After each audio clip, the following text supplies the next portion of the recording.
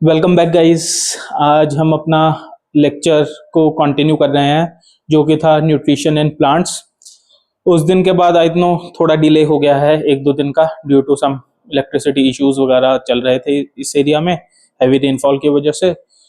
आज हम अपना लेक्चर को कंटिन्यू कर रहे हैं जो था न्यूट्रिशन इन प्लांट्स। ठीक है, उस दिन हमने अपने लेक्चर को ट्रांसपिरेशन पे छोड़ा था, जिसके अंदर हमने क्या देखा था कि हमने स्पाइंस के स्पेशल केसेस पढ़े थे कि डेजर्ट प्लांट के अंदर स्पाइंस क्यों होते हैं और ट्रांसपिरेशन कैसे उसके अंदर प्रिवेंट की जाती है क्योंकि उधर स्कार्सिटी ऑफ वाटर होती है। तो उसी चीज को आज हम कंटिन्यू करते हुए हम आगे पढ़ेंगे। ठीक है, अब इसके बाद हमने ट्रांसपिरेशन के बाद पढ़ने हैं, हमने मास्किंग का एक बेसिक टॉपिक पढ़ना है। क्या होती है मास्किंग? अब हमारी जो लीव्स होती है, हमने उस दिन पढ़ा था लीव्स कैसे कलर की होती है, ग्रीन कलर की, due to presence of chlorophyll, है ना, याद है सबको। अब ये मास्किंग होती क्या है? हम सबने सुपर हीरोज के बारे में पढ़ा है, सारे मास्क पहनते हैं। क्यों मास्क पहनते हैं? अपना ओरिजिनल चेहरा छुपाने के लिए। ठीक है, तो वही अब लीव्स के अंदर मास्किंग कैसे होती है? तो हर लीव क्या ग्रीन कलर की ही होती है क्या?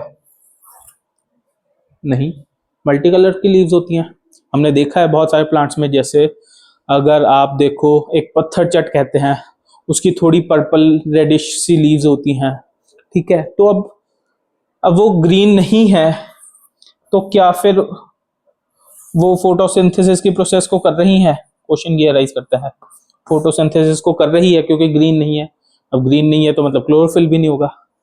तो ऐसा नहीं है। व्हाई? बिकॉज ये लीव्स हैं, फोटोसिंथेसिस भी कर रही हैं, लेकिन इनके अंदर कुछ पिगमेंट्स प्रेजेंट होते हैं क्लोरोफिल के ऊपर, जो क्लोरोफिल के कलर को क्या करते हैं? मास्क करते हैं। क्या कर देते हैं? मास्क कर देते हैं। जिसकी वजह से क्या होता है? मास्क होने की वजह से जो क्लोरोफिल प्रेजेंट होते हुए भी हमें जो लीव्स का कलर होता है वो कैसा दिखता है? नॉन ग्रीन दिखता है। कैसा दिखता है लीव का colour? Non green, non green दिखता है ड्यू टू मास्किंग। कि जो वो कलरफुल कलर है, मतलब जो ग्रीन के अलावा जो कलर है वो ग्रीन कलर को छुपा देता है, उसके ऊपर प्रेजेंट हो जाता है, ऑल्दो नीचे क्लोरोफिल प्रेजेंट होता है। ठीक है, तो उसको क्या कहते हैं? मास्किंग कहते हैं। तो ऐसे हमारे पास नॉन ग्रीन लीव्स भी होती हैं। तो फिर मतलब ये नहीं है कि वो लीव्स फोटोसिंथेसिस नहीं कर रही, वो लीव्स फोटोसिंथेसिस कर रही हैं, लेकिन उनका कलर ग्रीन नहीं है सिर्फ। ठीक है,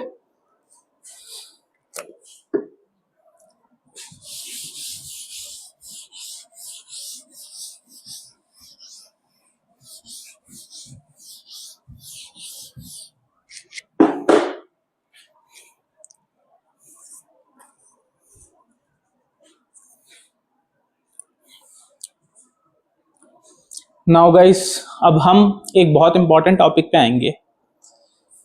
वो टॉपिक है कि लीव्स हमारा फूड किस फॉर्म में बनाती है। हमने जनरली पढ़ा था ग्लूकोज की फॉर्म में बनाती है ना। यही पढ़ा था कि फोटोसिंथेसिस में क्या होता है? CO2 plus water in presence of क्या थी? याद है? सनलाइट। सनलाइट को कौन एब्जॉर्ब करेगा? क्लोरोफिल। क्या बनाता है? ग्लूकोज। और जो बहुत इंपॉर्टेंट चीज थी वो क्या थी? ऑक्सीजन, है ना। अब खाने में ग्लूकोज कह दो, इनको कार्ब्स कह दो, कार्बोहाइड्रेट की फॉर्म कह दो। ठीक है, हम ये कह सकते हैं। लेकिन क्या हमारे खाने में सिर्फ कार्बोहाइड्रेट्स ही होते हैं क्या? क्वेश्चन ये राइज होता है। खाने में सिर्फ कार्बोहाइड्रेट्स होते हैं? नहीं, हमारे खाने में क्या क्या होता है? फैट्स भी होते हैं, प्रोटीन्स भी होते हैं। तो फिर वो कहाँ बनते हैं? वो कैसे बनते हैं? क्वेश्चन ये राइज होता है। ठीक है, तो अब मेन चीज क्या है कि जो हमारा अब कार्बोहाइड्रेट होता है, ग्लूकोज का उस दिन फॉर्मूला पढ़ा था ना, वो क्या था? C6H12O6, है ना। मतलब कार्बन, हाइड्रोजन, ऑक्सीजन। कार्बन इधर से मिल गया, ये ऑक्सीजन रहे, ये हाइड्रोजन रहे, तो कार्बोहाइड्रेट तो बन जाएगा। लेकिन प्रोटीन कैसे बनेगा? क्योंकि प्रोटीन के अंदर एक बहुत जो इंपॉर्टेंट चीज होती है वो होती है नाइट्रोजन। क्या होती है? नाइट्रोजन। अब जब हम प्रोटीन्स को डिटेल में पढ़ेंगे ना तब हमें पता चलेगा कि प्रोटीन्स ना छोटे, जैसे हमारी दीवार होती है, दीवार किससे बनी होती है? सीमेंट एंड ईंट से, ब्रिक्स एंड सीमेंट से। अब ब्रिक्स क्या होती है? छोटा छोटा पार्ट बनाती है अपना। अब वो छोटा छोटा पार्ट को हम, वो ही पूरी दीवार को हम प्रोटीन समझेंगे और वो छोटे छोटे पार्ट्स को क्या समझेंगे? Amino acids. याद रहता है, ठीक है, लेकिन एक बेसिक फैक्ट की तरह हम समझेंगे क्या होता है अमीनो एसिड्स। अब अमीनो एसिड्स क्या होता है? अमीनो एसिड की फॉर्मेशन में हमें क्या चाहिए होती है? नाइट्रोजन। तो अब इधर कहीं नाइट्रोजन दिख रहा है हमें? इतनी बड़ी हमने ये पढ़ी है पूरी, उसमें हमें नाइट्रोजन दिखा क्या? नहीं। तो फिर नाइट्रोजन है या नहीं है? है तो, लेकिन इधर शो नहीं हो रही। तो अब नाइट्रोजन आती कहां से है फिर प्लांट के पास? अभी हमने सबके बारे में पढ़ लिया बट नाइट्रोजन के बारे में नहीं पढ़ा। तो नाइट्रोजन कहां से आती है? ये क्वेश्चन अराइज होता है और यही टॉपिक इसी के बारे में है कि प्रोटीन की सिंथेसिस के लिए प्लांट के पास नाइट्रोजन कहां से आता है। सो अगर किसी के पास कोई आइडिया है तो कमेंट करिए कि नाइट्रोजन आती कहां से है। तो अगर आप नाइट्रोजन, तो हमने सारा देखना है नाइट्रोजन कहां से आ रही है। तो हमने क्या कहा था? प्लांट कहां पे होता है? सॉइल में होता है। अब सॉइल में से पानी आ गया, ठीक है, हवा में से CO2 आ गई। तो अब नाइट्रोजन और कहां पे होती है? थोड़ा अगर हम सोचेंगे तो हम देखते हैं कि हमारी एयर की जो कॉम्पोजिशन होती है कि एयर किससे बनी होती है। तो एयर में 71% क्या होती है? नाइट्रोजन। ठीक है। तो अब लेकिन ये नाइट्रोजन प्लांट डायरेक्टली यूज नहीं कर सकता, डायरेक्टली नहीं यूज कर सकता। वाई? क्योंकि ये प्लांट की फॉर्म नहीं है। अब आप खाना होता है, आप खाना सिर्फ आटा थोड़ी खाते हो, आप आटे को सेकते हो, रोटी बना के फिर खाते हो, है ना। तो अब उस चीज को अगर आपने करना है तो मतलब उसको आप चेंज करते हो, उसकी फॉर्म चेंज करते हो। तो वैसे ही नाइट्रोजन जो एयर में है वो फॉर्म प्लांट के लिए सूटेबल नहीं है। तो फिर प्लांट उसको कैसे एब्जॉर्ब करेगा? तो प्लांट्स के पास कुछ स्पेसिफिक क्या होते हैं? बैक्टीरियाज, या फिर बैक्टीरियाज होते हैं। जैसे उसका आगे अब हम नाम पढ़ेंगे, स्पेसिफिक बैक्टीरियाज होते हैं जो प्लांट के साथ रहते हैं, ठीक है। और प्लांट को क्या करते हैं? जो एयर में नाइट्रोजन होती है, ये बैक्टीरिया क्या करता है? जो एयर की नाइट्रोजन होती है उसको क्या करता है? प्लांट फॉर्म में चेंज कर देता है, प्लांट फॉर्म में चेंज कर देता है, जिससे प्लांट उसको यूज कर सकता है। समझ गए? तो यही चीज है। तो इस चीज को ही क्या कहते हैं? जो ये बैक्टीरिया प्रोसेस करता है नाइट्रोजन, एयर नाइट्रोजन को प्लांट फॉर्म नाइट्रोजन में चेंज करता है, इसी को कहते हैं नाइट्रोजन फिक्सेशन। क्या कहते हैं? Nitrogen fixation. और ये बहुत इंपॉर्टेंट चीज है कि क्या होता है वापस कि प्लांट को अपनी नाइट्रोजन की पूर्ति के लिए, मतलब अपनी नाइट्रोजन की रिक्वायरमेंट पूरी करने के लिए वो कहां से लेता है नाइट्रोजन? एयर से लेता है। बट एयर की नाइट्रोजन डायरेक्टली एब्जॉर्ब नहीं हो सकती, हेंस प्लांट क्या करता है? बैक्टीरिया के साथ रहता है जो रूट्स के अंदर होते हैं, और प्लांट उसको क्या करता है? बैक्टीरिया को न्यूट्रिशन देता है, और बैक्टीरिया इन टर्न क्या करता है? प्लांट को क्या करता है? नाइट्रोजन फिक्स करके देता है, जिसकी वजह से प्लांट नाइट्रोजन को एब्जॉर्ब कर पाता है। ठीक है, इसी को हम क्या कहते हैं? Nitrogen fixation. Got it? अभी ये जो मैंने कहा कि बैक्टीरिया वाला काम, और एक और चीज है कि इंसेक्टिवोरस प्लांट्स होते हैं, उनका केस अभी थोड़ी देर में पढ़ेंगे। जो नाइट्रोजन फिक्सेशन से ही रिलेटेड है। ठीक है, तो गाइज अब हम अगला टॉपिक शुरू करते हैं। तो अगला अब हमारा टॉपिक है जो हमारा हेट्रोट्रॉफिक न्यूट्रिशन आता है। हेट्रोट्रॉफिक न्यूट्रिशन है ना। अभी तक हमने ऑटोट्रॉफ के बारे में पढ़ रहे थे, अभी तक सारा प्लांट्स और उससे रिलेटेड। अब पढ़ेंगे हेट्रोट्रॉफिक न्यूट्रिशन के बारे में। अब हेट्रोट्रॉफिक न्यूट्रिशन क्या होता है? हेट्रो उस दिन भी पढ़ा था, जो क्या होते हैं, डिपेंडेंट न्यूट्रिशन होता है, जो खुद अपना खाना नहीं बना सकते। ठीक है, उसी को हम क्या कहते हैं, हेट्रोट्रॉफिक न्यूट्रिशन कहते हैं। तो इसके अंदर हमने फर्स्ट जो हेट्रोट्रॉफिक न्यूट्रिशन का टाइप पढ़ना है, that is parasitic nutrition. Parasitic nutrition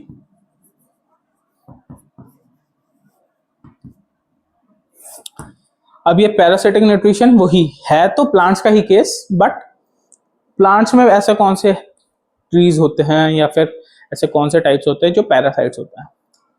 तो हम एक पहले एग्जांपल एनिमल का लेते हैं। क्या होता है पैरासाइट्स, बता सकते हैं?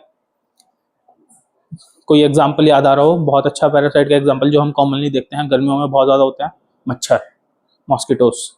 क्या होते हैं वो? पैरासाइट्स। मतलब वो दूसरे को हार्म करके अपना फूड ऑब्टेन करते हैं। जैसे मच्छर आता है, ब्लड सक करता है और अपना फूड उससे लेता है ना, तो उसी को पैरासाइट कहते हैं। In which one organism gets its nutrition from another organism by harming the other organism and other organism doesn't get anything in return, hence named parasitic। ठीक है, जो वो पैरासाइट होता है, दूसरे के ऊपर जीता है। तो अब ये प्लांट्स में कौन सा होता है? अगर आप कभी गार्डन्स में जाओगे तो आपको ट्री के ऊपर ना ऐसे बहुत सारे फाइबर्स गिरे हुए मिलेंगे, जिससे पूरा ट्री कवर हो जाता है। उसका नाम होता है अमरबेल। अमरबेल, ठीक है, कैस्कटा कहते हैं इसको।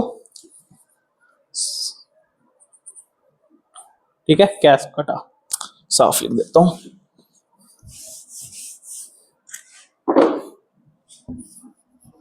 कैस्कटा, ठीक है, अमरबेल, कैस्कटा, ये दोनों वही है। ये हिंदी का नाम है, लेकिन लिखा होता है आपकी बुक्स में भी, और ये इसका साइंटिफिक नेम है कैस्कटा।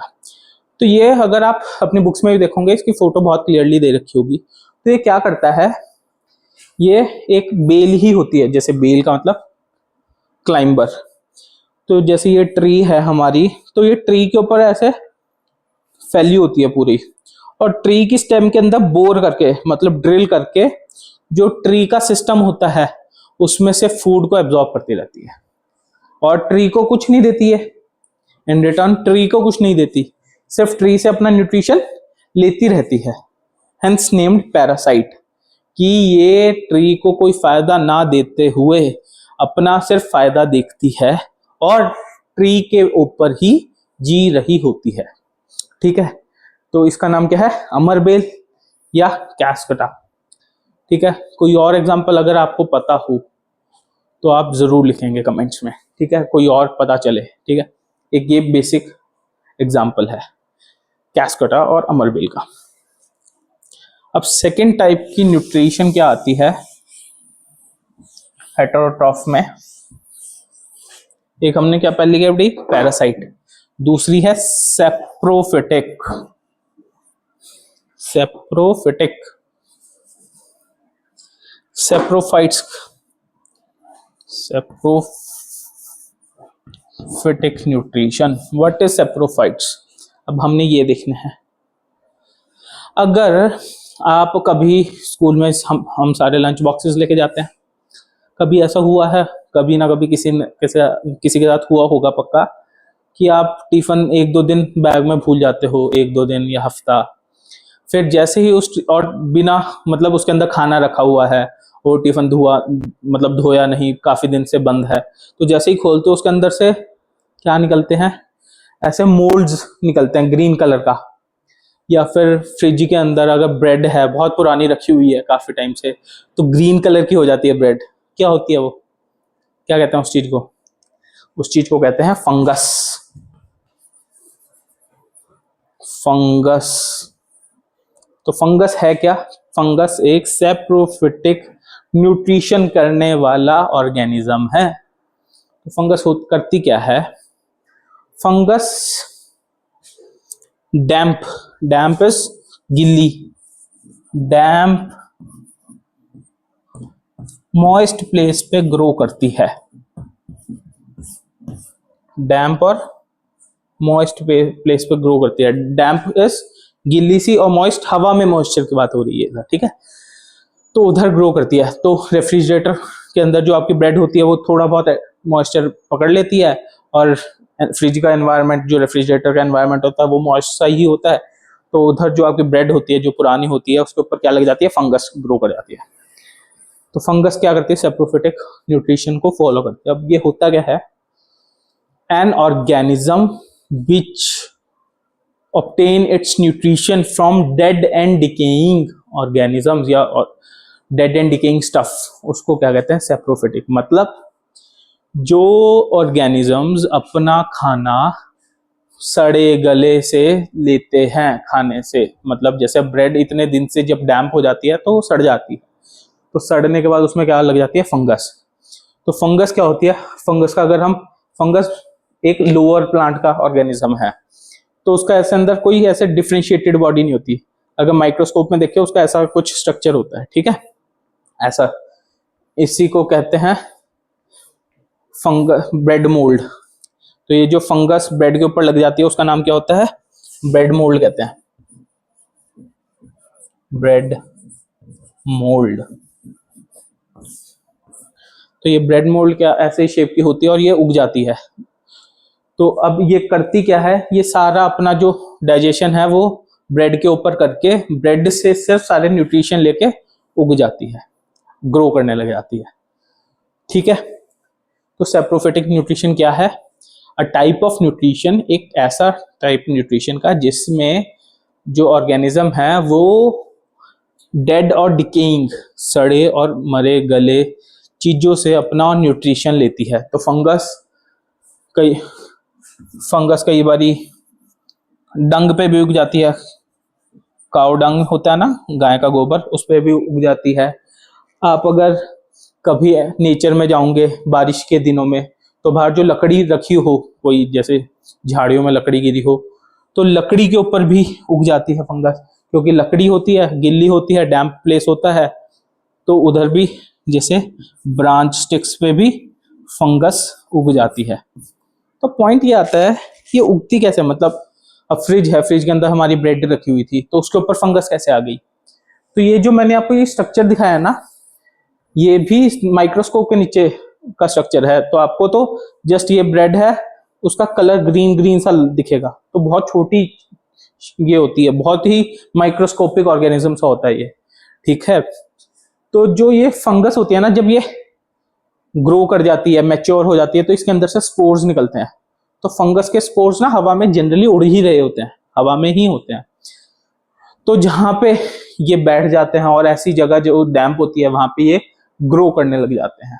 जैसे इनको एक अच्छा एनवायरनमेंट मिलता है इनकी ग्रोथ के लिए, तो वहां पे ये उगने लग जाते हैं, क्योंकि इनके स्पोर्स हवा में ही हैं। तो जिसकी वजह से जो हमारी फ्रिज में ब्रेड रखी हुई है उस पे ब्रेड मोल्ड नाम की फंगस क्या कर जाती है? ग्रो कर जाती है, ठीक है। तो इसके साथ हमने दूसरा टाइप का न्यूट्रिशन क्या किया? Saprophytic nutrition. अब जो हम थर्ड टाइप का न्यूट्रिशन पढ़ने वाले हैं, दैट इज इंसेक्टिवोरस।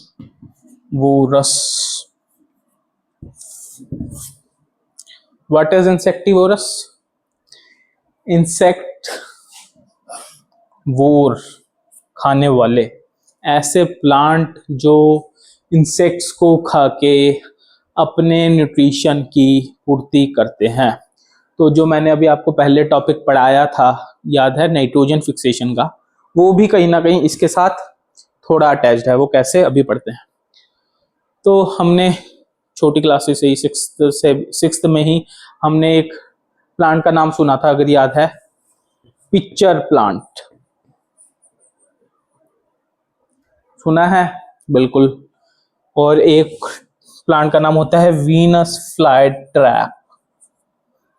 और एक और प्लांट जो वर्ल्ड का सबसे लार्जेस्ट फ्लावर कहते हैं, जिसको अगर नाम सुना होगा कभी, रफलेसिया।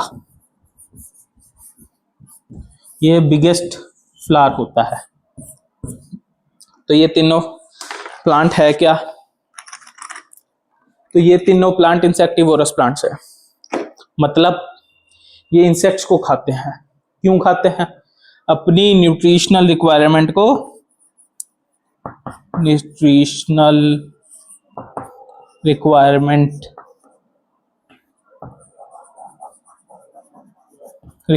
के लिए। अब न्यूट्रिशनल रिक्वायरमेंट में होता क्या है? तो क्या होता है, जैसे हमने क्या पढ़ा कि नाइट्रोजन की जरूरत होती है प्लांट को खुद के लिए भी। अब प्रोटीन्स सिर्फ फूड के अंदर डालने के लिए थोड़ी ना है, प्लांट को खुद के लिए भी चाहिए प्रोटीन्स। तो प्लांट को नाइट्रोजन की जरूरत होती है।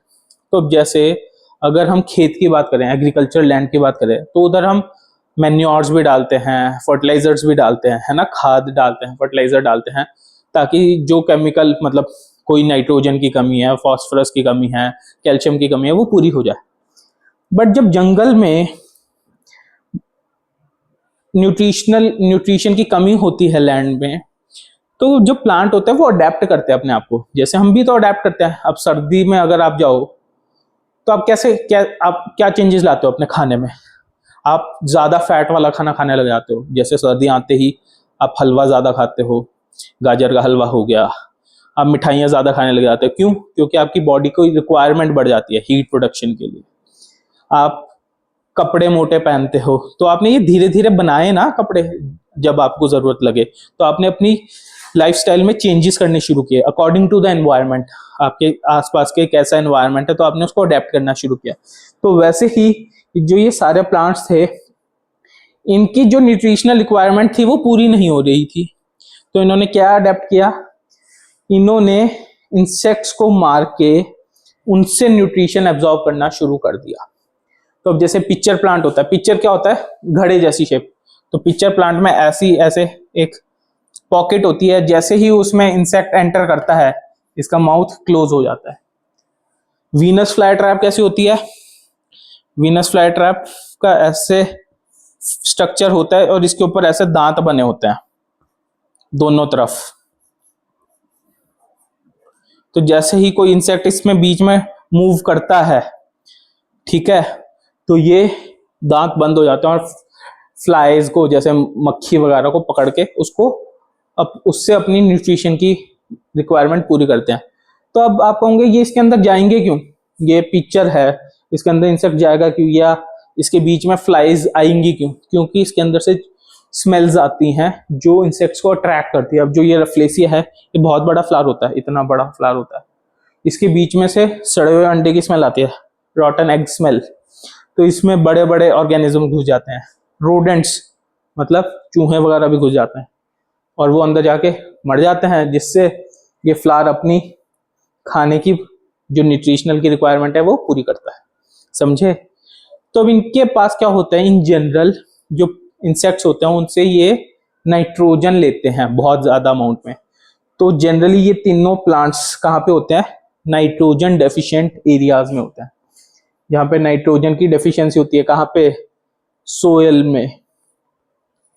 और सेकेंडली, इन प्लांट्स के अंदर कोई बैक्टीरिया भी नहीं रहता, जो हमने पढ़ा था कि बैक्टीरिया के साथ वो प्लांट्स रहते हैं। जैसे हम आगे पढ़ेंगे अभी लेग्यूमिनस प्लांट्स, उनके अंदर बैक्टीरिया के साथ एक सिम्बायोटिक रिलेशनशिप होता है, अभी हम पढ़ते हैं आगे वो। तो उस रिलेशनशिप, ये बैक्टीरिया इन प्लांट्स के साथ रहते भी नहीं, जिसकी वजह से ये हवा की नाइट्रोजन को भी एब्जॉर्ब नहीं कर पाते। तो इन्होंने अपने आप के अंदर क्या चेंजेस किए, अपने आप को कैसे अडेप्ट किया? इन्होंने इंसेक्ट पकड़ने वाले मैकेनिज्म्स को डेवलप किया, और इंसेक्ट से इन्होंने अपनी जो न्यूट्रिशनल रिक्वायरमेंट है उसको पूरा किया। समझे? क्या है? इंसेक्टिवोरस प्लांट्स, जो न्यूट्रिशनल रिक्वायरमेंट अपनी इंसेक्ट से पूरी करता है। Pitcher plant, Venus fly trap और रेफ्लेसिया। ठीक है, अब हमने पढ़ना है जो हमने अभी पीछे वर्ड यूज किया था, सिम्बायोटेक। कहा था ना मैंने कि जो बैक्टीरिया रूट्स में रहते हैं, जो सिम्बायोटिक रिलेशनशिप में रहते हैं, ये क्या होता है सिम्बायोटिक? पैरासिटिक क्या था? पैरासिटिक था जब एक ऑर्गेनिज्म दूसरे का फायदा उठा के अपनी न्यूट्रिशनल रिक्वायरमेंट को क्या करता है, पूरा करता है, उसको क्या कहते हैं, पैरासिटिक मोड ऑफ न्यूट्रिशन। लेकिन सिम्बायोटिक क्या होता है? जब दोनों रिलेशनशिप में हो। रिलेशनशिप क्या होता है? सबको पता है, 7th में हो चुके हैं वो, ठीक है, कि हम दोनों, दो ऑर्गेनिज्म एक दूसरे का फायदा करेंगे। अगर ये ऑर्गेनिज्म इसको प्रोवाइड कर रहा है तो ये ऑर्गेनिज्म इसको भी कुछ ना कुछ प्रोवाइड करेगा। सिर्फ एक का ही फायदा नहीं होगा, दोनों का फायदा होगा इसमें। तो उसको क्या कहते हैं, symbiotic relationship, in which two individual which are mutually dependent on each other to complete their needs। अब एक दूसरे की नीड्स के लिए वो एक दूसरे के साथ रहते हैं। फॉर एग्जाम्पल जो हमने पढ़ा, नाइट्रोजन फिक्सेटिंग बैक्टीरिया।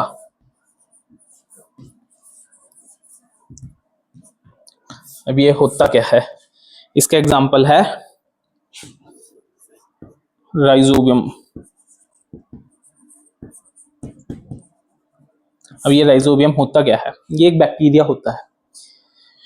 अब हम सब दालें खाते हैं, तो दाल क्या होती है? दाल को हाई प्रोटीन सोर्स माना जाता है। क्यों? क्योंकि उनमें प्रोटीन का कंटेंट ज्यादा होता है।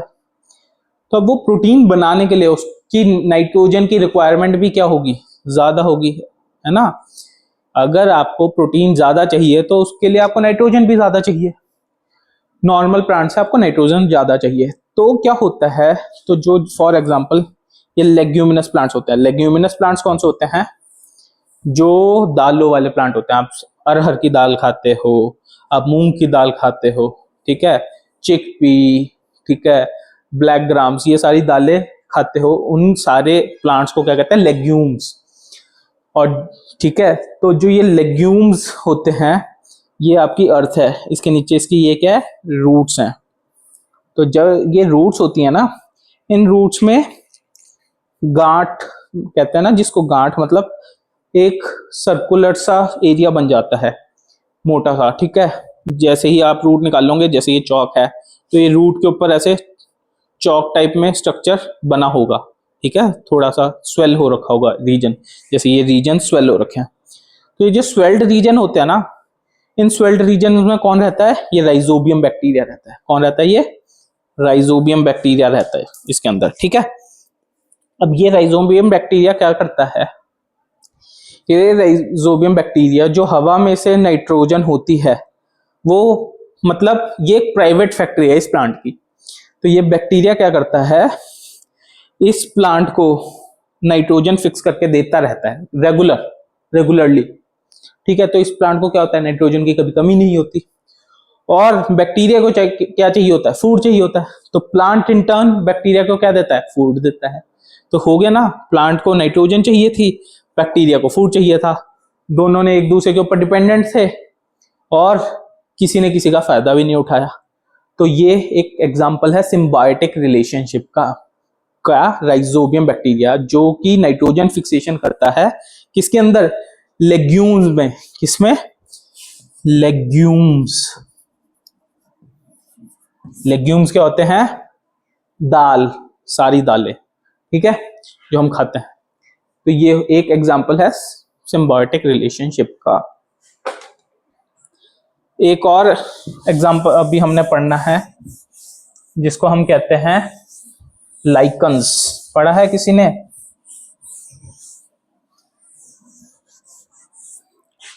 लाइकन्स क्या होती है? लाइकन्स हमने अभी पीछे क्या पढ़ी थी? फंगस पढ़ी।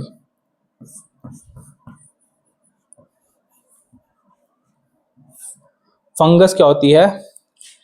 ग्रीन कलर की होती है और ये क्या होती है? सेप्रोफिटिक होती है, मतलब किसी डेड और डिकेइंग से खाना बनाती है। डेड और डिकेइंग चीजों से अपना खाने से अपना न्यूट्रिशन की रिक्वायरमेंट पूरी करती है। तो मतलब फंगस को खाना चाहिए होता है। तो नाउ गाइस, एक हम छोटा सा टॉपिक और लेते हैं फैक्ट्स के ऊपर कि न्यूट्रिशनल रिप्लेनिशमेंट क्या होती है। रिप्लेनिशमेंट, रिप्लेनिशमेंट है ना, क्या होती है? जैसे नाम आ रहा है रिप्लेनिशमेंट, आपको भूख प्यास लगती है, फॉर एग्जांपल गर्मी के दिन है, स्कूल से आप आते हो, थके हो, तो मम्मी आपको नींबू पानी बना के देती है, क्या होता है? आप रिप्लेनिश हो जाते हैं, आपके अंदर इलेक्ट्रोलाइट की रिप्लेनिश हो जाती है, क्योंकि पसीने के अंदर वजह से आपके अंदर से बहुत सारे इलेक्ट्रोलाइट्स लॉस होते हैं, जिसकी वजह से आपकी एनर्जी लॉस हो जाती है। तो वैसे ही जिस लैंड पे अब हम पूरा चैप्टर न्यूट्रिशनल रिक्वायरमेंट पे पढ़ा हमने प्लांट्स की, अब प्लांट कहाँ पे ग्रो करते हैं? लैंड पे। तो अगर जिस लैंड पे प्लांट्स ग्रो करते हैं, एग्रीकल्चर लैंड पे हमारी फसल या प्लांट्स ग्रो करते हैं, उसके अंदर अगर हम रेगुलरली क्रॉप्स उगाते रहेंगे तो हमारी जो लैंड है उसकी जो न्यूट्रिशन है, न्यूट्रिशन के कंटेंट है, वो क्या हो जाएगा? डिक्रीज कर जाएंगे, है ना? बिल्कुल करेगा, करेगा। तो उसकी क्या करनी पड़ेगी? हमें रिप्लेनिशमेंट करनी पड़ेगी। रिप्लेनिश कर दो। कैसे रिप्लेनिश कर सकते हैं? दो तरीके हैं, एक नेचुरल मेथड और एक man made method. Man made या सिंथेटिक, जैसे एक वर्ड यूज होता है सिंथेटिक, जो इंसानों ने बनाया है। तो नेचुरल मेथड, कैसे हम लैंड की जो न्यूट्रिशन है उसको वापस कैसे कंप्लीट कर सकते हैं, मतलब जो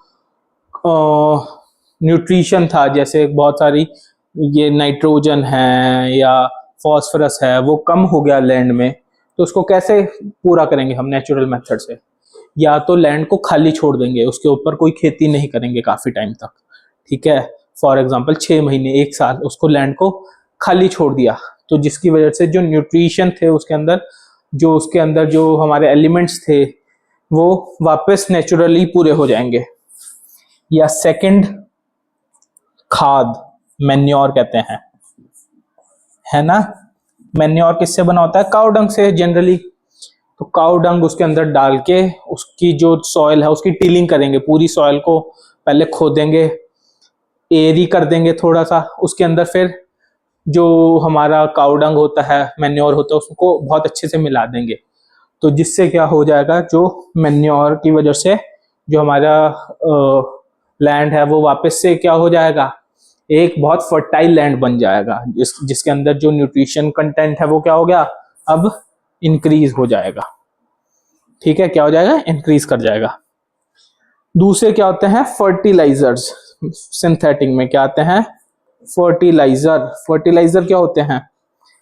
फैक्ट्रियों में बने मैन्योर्स को फर्टिलाइजर कहते हैं। जैसे मैन्योर तो गाय से आ गया, ठीक है, बट जो ये मैनमेड या सिंथेटिक फर्टिलाइजर्स होते हैं फैक्ट्रीज में बनते हैं। अब ये होते क्या है? जैसे एनपीके बहुत फेमस फर्टिलाइजर है, एनपीके, नाइट्रोजन फॉस्फोरस पोटेशियम, ठीक है। ये क्या है? एक फर्टिलाइजर है। जब इसको डालते हैं लैंड में तो लैंड वापस से एनरिच हो जाती है इन न्यूट्रिएंट से, ठीक है। तो अब फर्क क्या है मैन्योर और फर्टिलाइजर में? तो मैन्योर की जो हमें अमाउंट डालनी पड़ती है खेत के अंदर वो बहुत ज्यादा होती है, क्योंकि ये नेचुरल तरीका है और इसमें बहुत सारे टाइप के एलिमेंट्स होते हैं। नाइट्रोजन भी होगा, पोटेशियम भी होगा, ठीक है, पोटेशियम, फॉस्फोरस भी होगा, पोटेशियम भी होगा, कैल्शियम भी होगा। इसमें हर एलिमेंट होगा, लेकिन उनकी अमाउंट क्या होगी? कम होगी। वहीं जो फर्टिलाइजर होते हैं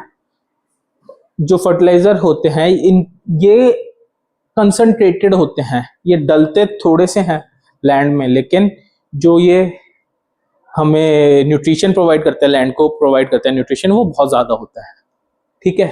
तो इनका जो हमारे अमाउंट चाहिए होता है मैन्योर का खेत के अंदर वो बहुत ज्यादा चाहिए होता है और फर्टिलाइजर्स का कम चाहिए होता है। बट फर्टिलाइजर का फिर एक बहुत बड़ा ड्रॉबैक भी है, नुकसान भी है। क्या? ये पॉल्यूशन भी करते हैं। अगर आपका फर्टिलाइजर हमने बहुत ज़्यादा डाल दिया तो वो आपके जो खाना उगेगा, जो आपका ग्रेन्स उगेंगे या जो सब्जियां वेजिटेबल्स उगेंगी उस लैंड पे, वो फर्टिलाइजर उन सब्जियों के अंदर भी पहुंच जाएगा बहुत ज़्यादा अमाउंट में, और जो आपको जो आपकी हेल्थ के लिए हार्मफुल है। सेकेंडली, अगर वो ज़्यादा अमाउंट में हो या डल रहा है रेगुलरली, तो जो आपका पानी अगर आसपास आपके जो भी लैंड के आसपास जो भी नदी नहर जो भी जा रही है, अगर वो उसमें चला गया तो वो उस वाटर को भी क्या कर देगा, पॉल्यूट कर देगा। वेयर एस मैन्योर्स इतना पॉल्यूटिंग नहीं होते नेचर में, क्योंकि ये नेचुरल प्रोडक्ट्स हैं और ये मैन मेड है। तो हमें बहुत ज़्यादा फर्टिलाइजर्स का यूज़ नहीं करना चाहिए, क्योंकि फर्टिलाइजर अगर हम बहुत देर तक यूज़ करें तो कैंसर जैसी डिजीजेस को फर्टिलाइजर्स क्या बोलते हैं, कॉज कर सकते हैं। ठीक है, तो ये होता है कि हम कैसे रिप्लेनिश करते हैं अपने लैंड को। सेकेंडली जो हम पढ़ेंगे कि ये तो हमने पढ़ा हमारी लैंड पे जो हम अंडर कल्टीवेशन ले रहे हैं, बट जो फॉरेस्ट लैंड होता है तो उधर कैसे रिप्लेनिश होते हैं न्यूट्रिएंट्स। तो उधर एक चीज होती है न्यूट्रिशनल साइकिल। मतलब कोई जानवर अगर मरता है तो कहाँ पे होता है, लैंड पे ही मर जाता है। लीव्स, तो ये जानवर भी जमीन पे मर गया, लीव्स हैं वो भी जमीन पे आ गई, तो जिसकी वजह से, और जो जितना भी डंग है, जितना भी फीकल मैटर, ठीक है, सारे एनिमल्स प्रोड्यूस करते हैं, वो सारा फॉरेस्ट लैंड पे ही होता है, जिसकी वजह से वो सारा मैटर, क्या क्या, डेड बॉडी एनिमल्स की, है ना, फीकल मैटर, ठीक है, और लीव्स, ये सारी चीजें आपकी जब लैंड पे गिरती हैं तो वापस से ये लैंड के अंदर क्या हो जाता है, सारा जो ये सारी चीजें मैन्योर बन जाती हैं नेचुरली। ठीक है, ये क्या हो जाती है, डीकम्पोज होती हैं, ये सड़ जाती हैं, और ये सारे न्यूट्रिशन सड़ने के बाद कहाँ पे चल जाते हैं, वापस से लैंड में चले जाते हैं। तो जैसे ही ये लैंड में जाते हैं तो जो ये न्यूट्रिशनल साइकिल थी, मतलब लैंड से प्लांट ग्रो किया, प्लांट को डियर ने खाया, डियर को आपके किसी भी टाइगर ने खाया, टाइगर को आपके वल्चर्स ने खाया, वल्चर डाई कर गया फॉरेस्ट लैंड पे ही, तो सारा न्यूट्रिशन घूम फिर के कहाँ पे आ गया, लैंड में ही आ गया। तो ये जो ये फॉरेस्ट में होता है, ये सारी एक साइकिल का पार्ट होता है। तो फॉरेस्ट में हमें कुछ मैन मेड, मतलब सिंथेटिक काम करने की जरूरत नहीं होती, मैन्योर खुद बनता है, फॉरेस्ट लैंड में जाता है, उससे वापस से आपकी लाइफ शुरू होती है प्लांट्स की फॉर्म में। फिर वो प्लांट्स बड़े होके एनिमल्स को न्यूट्रिशन प्रोवाइड करते हैं, एनिमल्स एक दूसरे को ईट करने के बाद वापस फॉरेस्ट लैंड पे ही डाई कर जाते हैं, जिसकी वजह से वो न्यूट्रिएंट्स वापस एक साइकिल में घूम के लैंड में आ जाते हैं। हेंस ये साइकिल कंटिन्यू रहती है और फॉरेस्ट लैंड कभी भी न्यूट्रिशन कम नहीं होता, न्यूट्रिशनल डेफिशिएंट नहीं होता। ठीक है, डेफिशिएंट,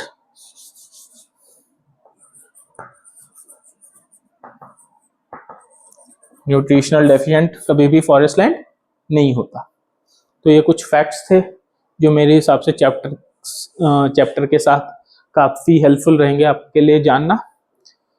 तो हेंस हमारा चैप्टर इसके बाद ख़त्म होता है।